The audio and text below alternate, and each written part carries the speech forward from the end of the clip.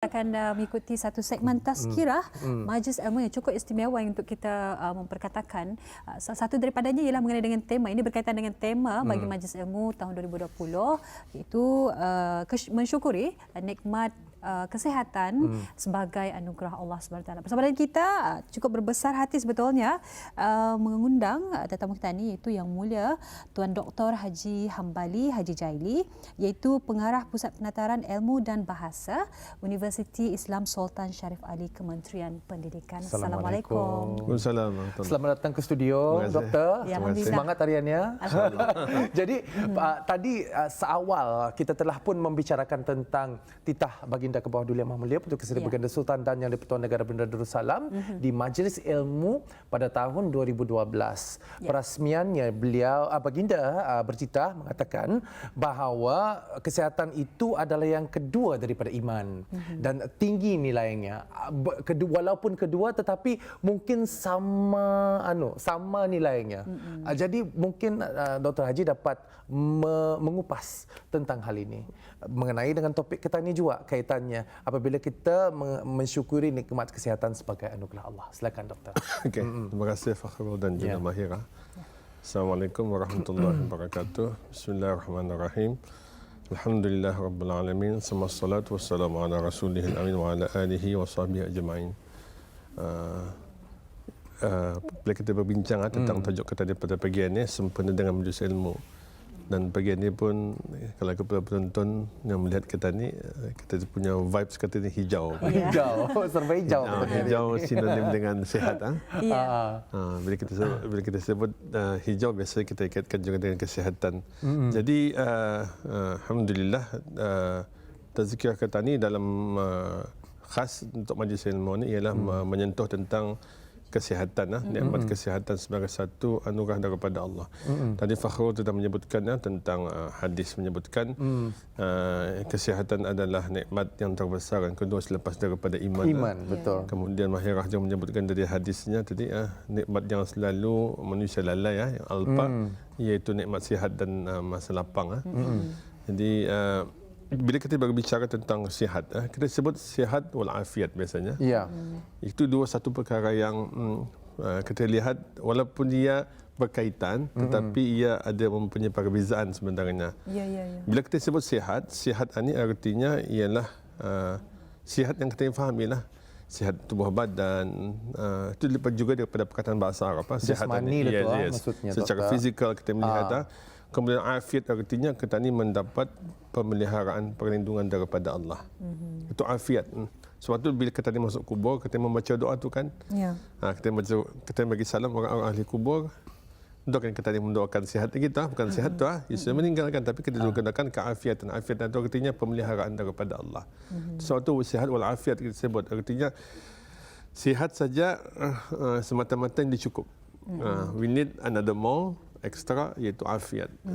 Tapi kalau sihat tetapi tidak dipelihara pun boleh jadi itu kan. Itu sebab itulah kita ni bila tadi kan kata Mahira menyebutkan dalam hadis tu ni'matani maghbunun fihi ma katsirun minan nas as-sihah wal faragh. Itu hadis dua nikmat yang manusia selalu lalai, iaitu masa ia sihat dan kedua ialah masa ia lapang.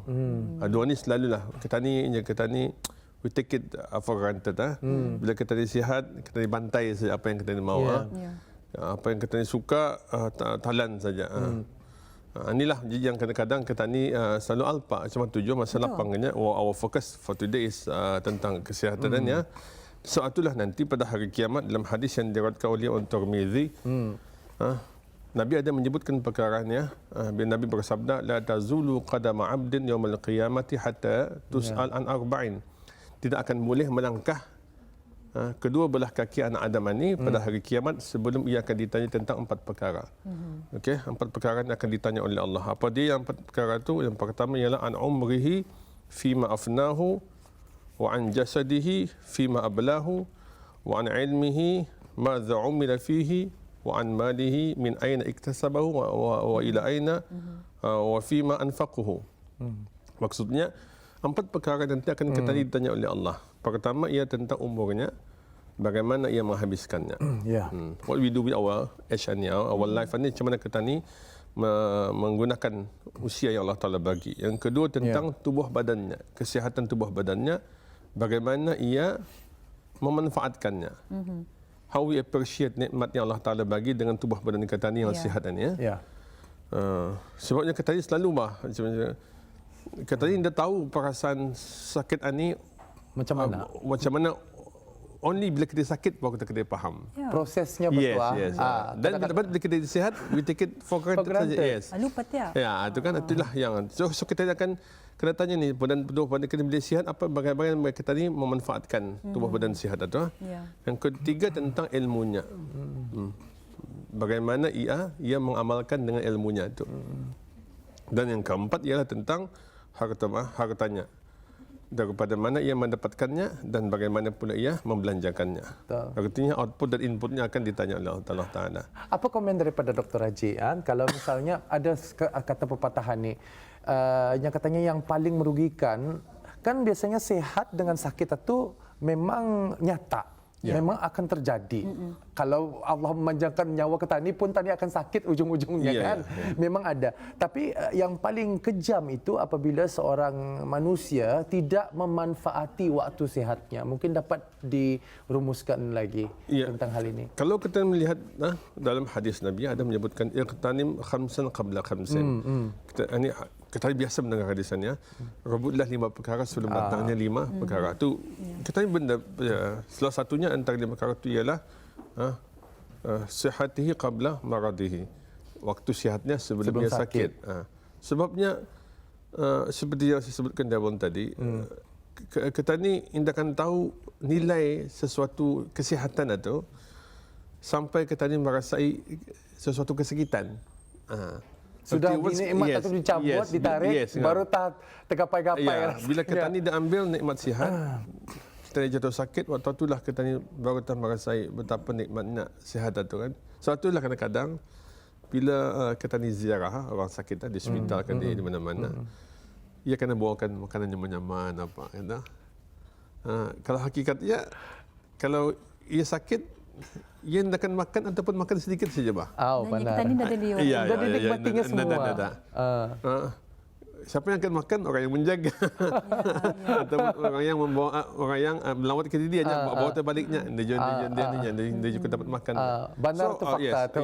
So in that scenario kita boleh melihat bagaimana bila kita melihat sihat ini bila ia hilang, so semuanya akan kata ni baru timbul ada rasa penyesalan terhadap sesuatu yang kena rasakan itu. Sebab tu dalam satu riwayat disebutkan ada seorang ulama telah pun didatangi oleh seorang lelaki. Lelaki ini miskin fakir miskin. Yang mengadu tentang kesusahannya kepada orang alim itu.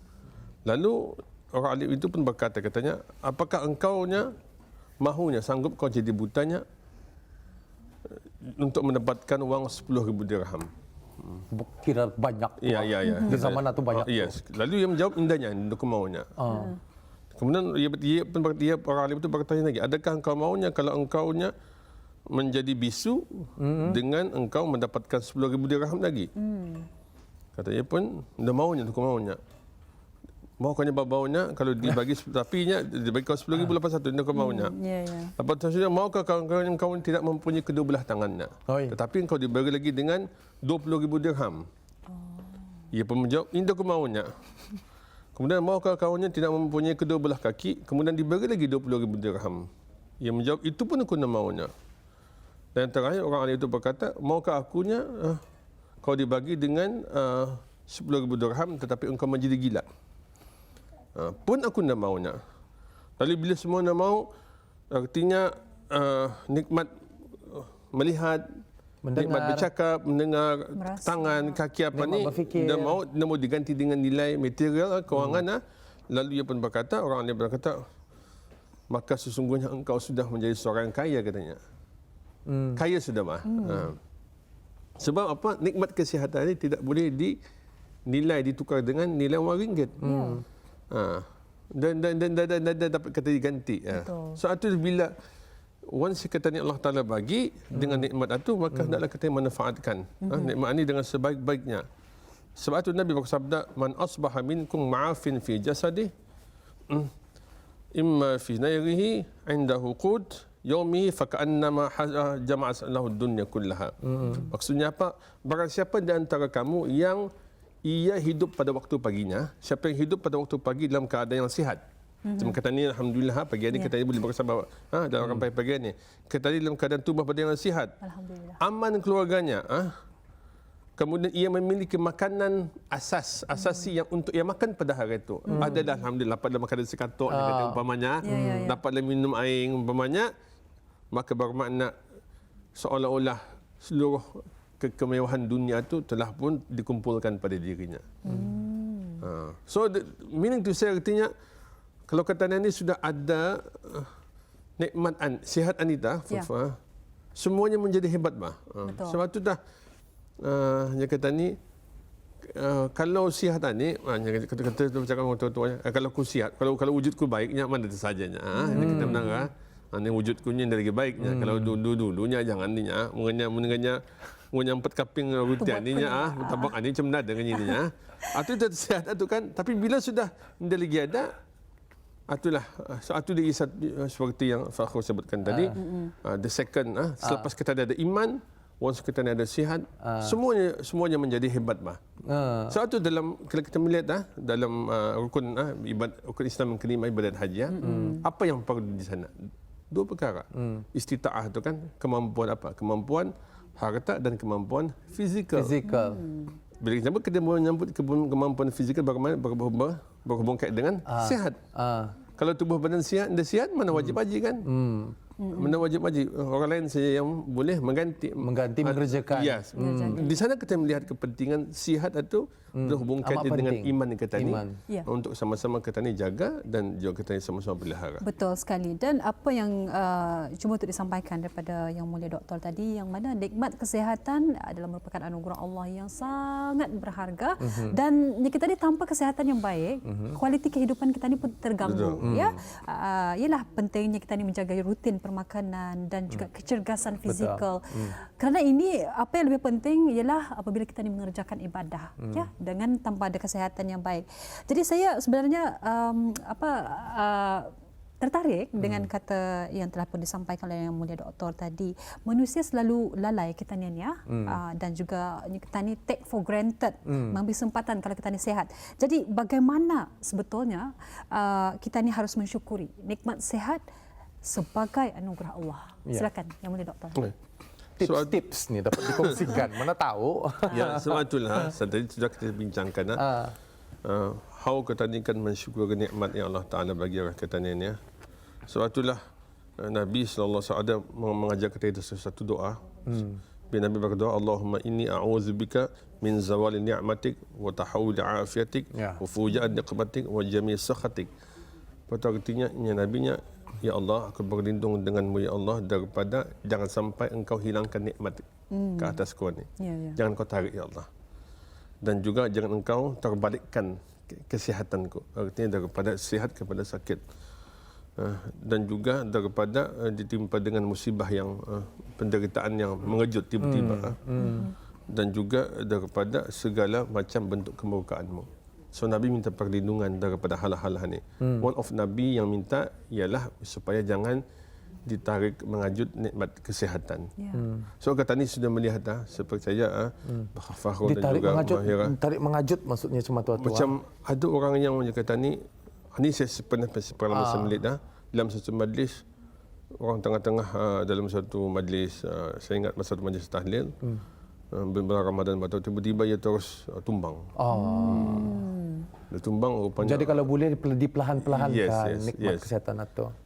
Macam dia kata ni bisa je kalau kata ni sakit ni bukan bilang kata kami dia sakit tapi kalau kan kena bagi sakit bisa je ada persediaan. hin-hinnya dulu. Ada. Kita ni, ada bunga-bunganya. Ada bunga-bunganya. Jangan terus kena cabut plug atau macam Swiss, kena terus kena tutup. Itu yang kata ni nak mahu tu. Saya suka dengan andaian cabut plakan ini sebenarnya. Tetapi benar. Tapi kan apa tu doktor, apabila ketani peka dengan kepentingnya kesihatan ini, kan kebiasaannya Kementerian Kesihatan sendiri ada menyarankan untuk bercek banyak. Kalau bolehnya 6 bulan 3 bulan sekali pemeriksaan supaya ketani bersiap siaga. Komen daripada Dr. Haji sendiri. Ya, itu betul lah. Kita ni kalau dalam pepatah bahasa Arab menyebutkan qabla rimanya tumlaul kanain. Sebelum kamu memanah, sediakan dulu anak panah. Kalau kata ni Melayunya sediakan payung sebelum hujan. Tapi lagi handal kalau orang apa. Panah dia, ada yang panah tu. Kalau kata ni hujan dengannya. Pasal culture-nya culture panah kan. Culture kata ni hujan kan. So kata ni kan. So artinya sebelum kata ni memanah, sediakan nak panah. Sediakan panahnya. So kalau dah nak panah, jangan kau manah. So artinya kalau sebelum ketani jatuh sakit, bisa je beciknya ketani. Kita 3 bulan, 6 bulan. Ini betul lah. Bukan bilang ketani indah ketani kan menerima ketentuan Allah Ta'ala. Tapi adalah satu satu benda yang menjadi kesalahan juga kalau ketani ini tidak ada kata ni hanya bertawakal berserah semata-mata kepada Allah. Betul, ada usaha sebetulnya. Tapi Mahirah dan juga doktor, kadang-kadang bukan tentang tawakal ni. Sifat orang ketanian ni takut menerima kenyataan. Sifat orang-orang minta maaf sifat orang-orang ketani sendiri. Ada yang katanya yang aku mau bercekehnya. Tiba-tiba ada dia macam-macam kedapatan ni. Komen Dr. Haji. Kalau untuk kedapatan lagi payah tu. Sebenarnya. Sebenarnya yang penting sekali ketani prevention is better than cure. Kita perlu mengelak dari awal. Mungkin dari saranan daripada Dr. Haji sendiri, macam mana ketani selaku manusia ni yang selalu men-take for granted kan macam-macam hal, tetapi menyiapkan diri ketani untuk menerima kenyataan hidup. Macam mana? Biasanya orang yang mau cek kesihatan ni yang orang-orang mau menerima kenyataan. Kalau kita melihat dalam satu hadis Nabi saya sebutkan la ba'sa bil ghina liman ittaqa wasihatu liman ittaqa khairun minal ghina wa taibun nafsi minan ni'am. Apanya nabinya, tidaklah mengapa seorang itu kaya asalkan ia bertakwa, dan sihat bagi orang bertakwa itu adalah lebih baik daripada kekayaan. Okey, kita melihat dia. Dan hati yang bahagia itu adalah sebahagian daripada nikmat. Jadi bermakna, bila kita ni takut akan menerima kenyataan ni sakit apanya. Ini adalah satu yang kita ni itu sengaja mencampakkan diri kita ni ke arah ke kebinasaan. Kan zalim kepada diri sendiri. Bila Allah menyebutkan wala tuhliku bi aidikum ila tahlukah, dan janganlah kamu campakkan diri kamu ke arah kebinasaan. We cannot macam tawakal senyenda. Ada kadang-kadang ada juga yang jahat macam bukan maaf lah, bukan kadang-kadang ada sebagian orang terutama orang tua dulu yang kedai aku dia bersigupnya panjang jumur aku punya. Memanglah nasib seorang-seorang memanglah ketentuan daripada Allah, tapi pada yang sama katanya mesti ada usaha juga. Usaha katanya suatu bila Nabi melihat ada seorang Arab Badui, ia melepaskan keldainya himarnya, keldainya tanpa ia mengikat. Nabi tawakal itu ialah bila engkaunya mengikat keldai itunya, barulah kau bertawakal. Artinya kalau kata ini dah mengikat, don't expect keldai itu kan tahan. So kalau kata ini dah becek, don't expect kata ini kan tahu apa sakit kata ini sihat ke indah. Itulah kata ini melihat artinya perlunya ada keseimbangan daripada kedua-dua aspek. Di samping kata bertawakal meminta kesihatan kepada Allah Taala, perlu ada usaha daripada from our side untuk melihat bahawasanya kepentingan untuk menjaga kesihatan itu indah cukup dengan hanya kata ni meminta kepada Allah Ta'ala, bahkan juga ada usaha daripada pihak ketani. Ketani hanya tinggal dalam 3 minit saja lagi untuk bersama ni Dr. Haji. Mungkin dalam 3 minit ini ada baiknya kita ketani kait tentang kesihatan, ketani kait dengan ilmu, dan ketani kait tentang, kalau tadi sudah banyak kan kesihatan jasmani yang kita kongsikan, ini tentang isu yang memang popular di saat ini, iaitu kesihatan mental. Jadi dapat dirumuskan sedikit tentang kesihatan mental. Betul lah, ini pun salah satunya. Kadang-kadang kita melihat kesihatan dari segi luaran saja, fizikal lah. Tapi dari segi spiritual, yang katanya fakultasi mental kata ni perlu diberi penekanan juga. So itulah kalau statistik terutama dalam suasana Covid ni kali di tempat kata ni baik lagi sedikitlah kalau di luar negara mental ni sudah kata ni bila sudah terpaksa lockdown dalam PKP dia dapat kesana kemari tahan saja. Jadi ia boleh bust out ia punya stres atau dia dapatkan dilepaskan macam mana. Jadi di sinilah perlunya keseimbangan kesihatan mental itu untuk kita dijaga.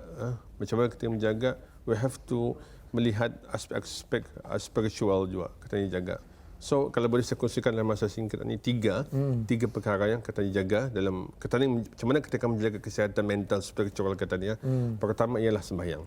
Ini saya percaya benar ni. Jangan sekali kita meninggalkan sembahyang. Sebab Nabi sudah membagi tahu dalam hadis ada kata Nabinya, apakah pandangan kamu yang Nabinya? Saya terjemahkan saja. Kalau kamu melihat seorang tu yang mandi 5 kali seharinya. Ia mandi 5 kali di hadapan rumahnya ya. Adakah masih ada tinggal lagi kotoran dalam tubuh badannya? Sahabat pun jawab, tidak adanya. Tentu sudah. Adakah orang mandi sampai 5 kali sehari ni? Rasanya tidak ada kali walaupun terkali bini rajin perbaik, tidak ada mandi sampai 5 kali. Ya, Nabi itulah juga orang yang sembahyang. Sembahyang itu boleh yutahhirul khataya, membersihkan segala kotoran-kotoran dosa yang katanya arah katanya ni. Sebab itu dalam kajian kesihatan bila katanya sujud ada 3 urat di atas dahi katanya ni yang tidak akan boleh masuk darah kecuali hanya pada ketika sujud. So bila ia masuk darah itu maka fikiran akan jadi tenang. Sebab itu ia punya apa rahsianya. Ini sudah menjadi kajian di US sudah mengkaji di Universiti Melayu mengkaji tentang aspek kesihatan dari segi pengamalan sembahyang dan segala macamnya. Itu yang pertama. Dan yang kedua kalau boleh saya kongsi jangan lupa membanyakkan zikir. Ini Allah SWT beritahu, ala bizikrillahi tatmainnul qulub. Ketahuilah sesungguhnya dengan berzikir itu boleh menenangkan hati. Sebab kadang-kadang fizikal kita sihat, hati kita sakit. Pun jadi gym je jadinya. Itu juga. Jadi macam mana banyak orang yang sihat fizikal tetapi mentalnya terganggu. Sebab itulah saya banyak zikir Allah. Apa zikir yang terpulang macam apapun jenis zikir yang bisa kita akan mau. Kemudian yang ketiga ialah kalau boleh saya kongsikan yang terakhir bagaimana kita ni hendak menjaga ialah jangan sekali-kali sentiasa hendaklah kita sentiasa husnuzan. Apa husnuzan ni? Bersangka baik. Nabi membagi tahu 3 hari sebelum Nabi wafatnya. 3 hari sebelum Nabi wafat. Apa Nabi bersabda kepada Jabir radhiyallahu anhu apa Nabinya, la yamutanna ahadukum illa wa huwa yuhsinu dhanna billah. Jangan setelah seorang kamu mati melainkan kamu mempunyai prasangka yang baik kepada Allah Taala. Sangka baik kepada Allah Taala, sangka baik kepada manusia. Sebab tu orang yang hebat, ia melihat semua perkara ni baik Positif sahaja. Positif, yes. Betul. Jadi bila positif, vibe positif itu kan akan datang sendirinya. Kata ni ada masalah, semua kata ni ada masalah. Yes. Challenge dalam hidup kata ni memang banyak. Tapi macam mana kita ni menghandle masalah itu untuk kita ni ubah ia divert kepada positif.